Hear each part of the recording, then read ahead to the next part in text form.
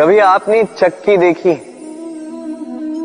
अनाज पीसती, उसे उस योग्य बनाती है कि हम उसे खा पाए, जीवित रह पाए। और यदि आप ध्यान से देखें तो चक्की का नीचे वाला पार्ट वो कभी नहीं घूमता, केवल ऊपर वाला पार्ट घूमता है, और तभी वो अन्न पिस पाती है, और तभी रोटी अस्तित्व में आती। किंतु सोचिए, यदि चक्की के दोनों पार्ट घूमने लगे तो क्या होगा?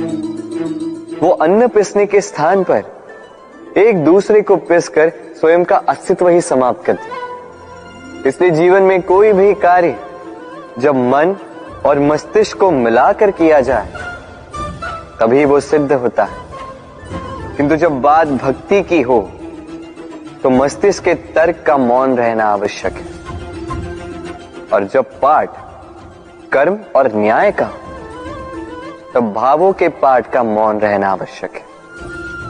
तो मन और मस्तिष्क के इस सम्मिलन में सावधानी रखें, मिलकर अवश्य चलें, किंतु एक दूसरे के कार्य में बाधा न बने। राधे राधे। मैं एक ऐसा शब्द जिसके कई सारे अर्थ, वास्तविक अर्थ है अहम। यदि आप बात करोगे सृष्टि के निर्माण की तो ये मैं ब्रह्मदेव बनकर सृष्टि का निर्माण करेगा। यदि आप बात करोगे प्रलय की तो ये मैं महादेव बनकर विनाश करेगा। ये मैं सद्भाव है, किंतु केवल तब तक जब तक आप इसे सबके साथ बांटो। किंतु हम मनुष्य कई बार इसका अर्थ समझ नहीं पाते, इस अहम को सीमित कर देते हैं केवल एक व्यक्ति तक, केवल स्वयं, और तब जागता है अहंकार। इसमें आकार होता है केवल मैं का, हम का नहीं, और अकेला व्यक्ति न उत्पत्ति कर सकता है न कर सकता है सृजन। अब देखिए, वर्षा की एक बूंद उसका भी अस्तित्व होता है, किंतु वो धरा पर गिरते ही समाप्त हो जाती है। किंतु जब बूंदे मिलकर गिरती है तब होती है वर्षा, और तब बनती है धारा। राधे राधे। बताइए क्या दिख रहा है आपको? मेरे हाथों में रखा ये श्वेत वस्त्र, या इस वस्त्र पे लगा ये काला धब्बा? अब सच कहोगे तो आपकी दृष्टि सर्वप्रथम इस काले धब्बे पर ही गई हो। उचित है, ऐसा ही तो होता है।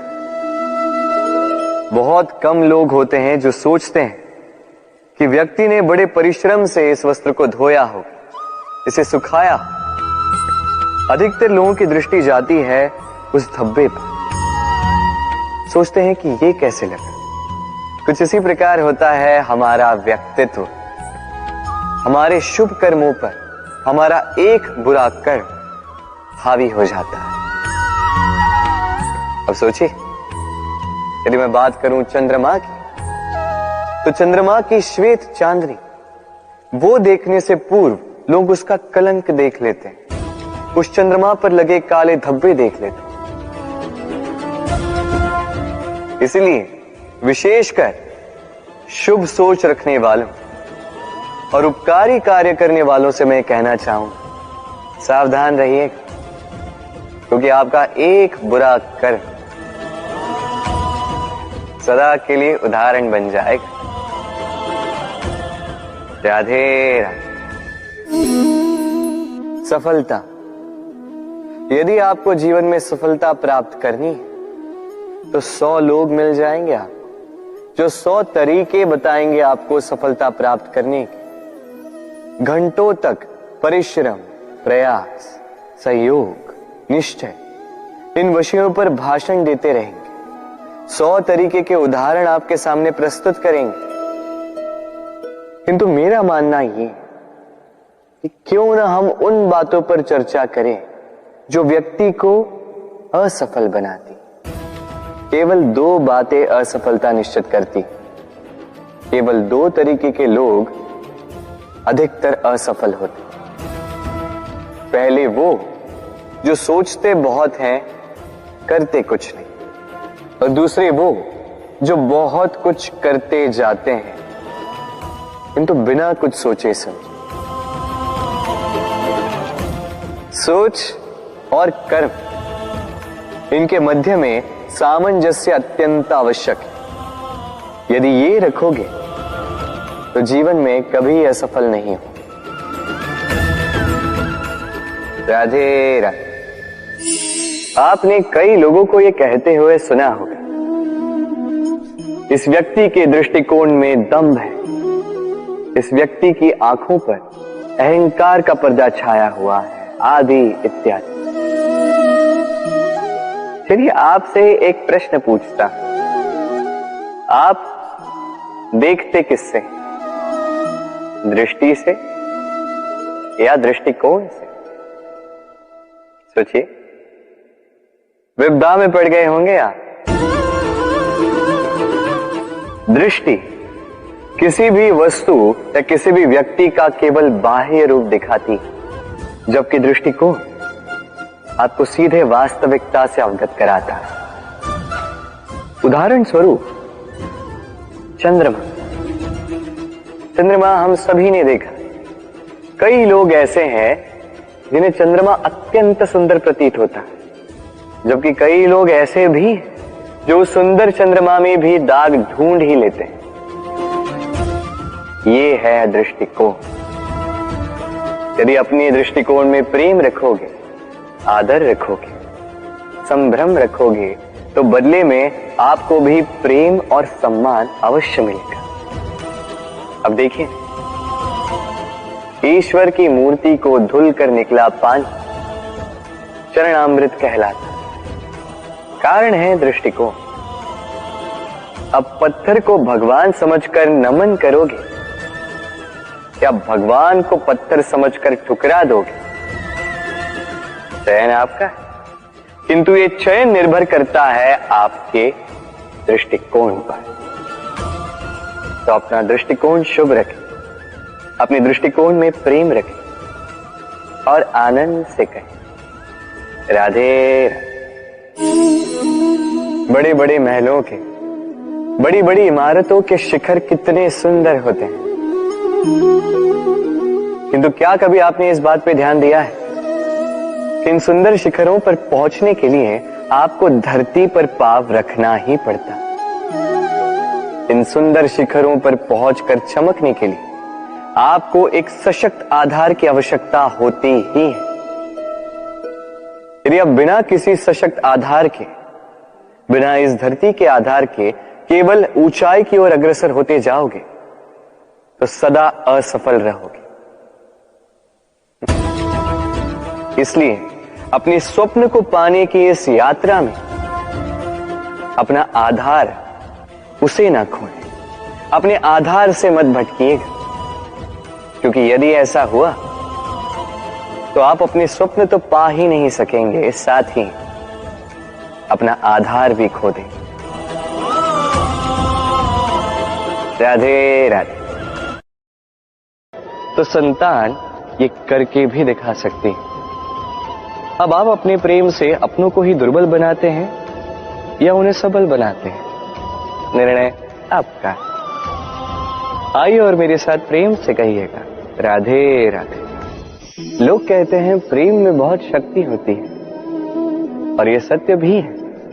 प्रेम में इतनी शक्ति होती है कि शत्रुता के बड़े से बड़े स्तंभ को वो यूं गिरा सकती है। किंतु आपने देखा होगा, जो अधिक शक्तिमान व्यक्ति है वो सदैव 2 धारी तलवार की भांति होता है, क्योंकि ये प्रेम यदि व्यवहार में हो, मन में हो, विचारों में हो, तो ये शुभ है और ये सृजन करता है। किंतु प्रेम यदि व्यापार में हो, यदि इस प्रेम का उपयोग अपने स्वार्थ, अपने अहंकार के लिए किया जाए, तो ये संसार का नाश कर सकता है।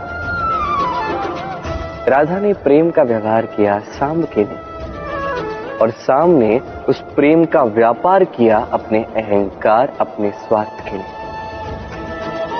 अंततः हानि साम की नहीं हुई, प्रेम की हुई। इसलिए इस मन में प्रेम अवश्य रखिएगा, इस व्यवहार में प्रेम अवश्य रखिएगा, किंतु ध्यान भी रखिए कि आपका ये प्रेम इसे कोई व्यापार न बना दे। आइए इसी प्रेम के साथ कहिएगा, राधे राधे। सत्य क्या है ये सत्य? कोई कहेगा कि जो असत्य नहीं वो सत्य, कोई कहेगा कि वो जिसके आधार पर हम जीवित हैं वो सत्य, किंतु सत्य क्या है? इससे भी अधिक महत्वपूर्ण ये समझना है कि सत्य का उपयोग कैसे किया जाए। यदि आपके पास सत्य है, आप सत्य जानते हैं और आप उसका उपयोग करते हैं, सदुपयोग करते हैं संसार के लिए, तो आप इस समस्त संसार से ऊपर उठ जाते हैं। किंतु यदि आप सत्य जानते हैं और आप उसका दुरुपयोग करते हैं, तो आप समस्त संसार के लिए हानिकारक बन जाते हैं। स्मरण रखिएगा, सत्य जितना कोमल है, अर्ध सत्य उतना ही कठोर। कि अर्ध सत्य समस्त संसार का नाश कर सकता है। इसलिए जीवन में सत्य के विषय में संपूर्ण सत्य जानना सीख जाइएगा, यह अत्यंत आवश्यक है। ये सत्य, इसकी स्वयं ये मांग है कि आप सावधान रहें। तो आइए और मेरे साथ प्रेम से कहिए, राधे राधे। जीवन में सीखना अत्यंत आवश्यक है।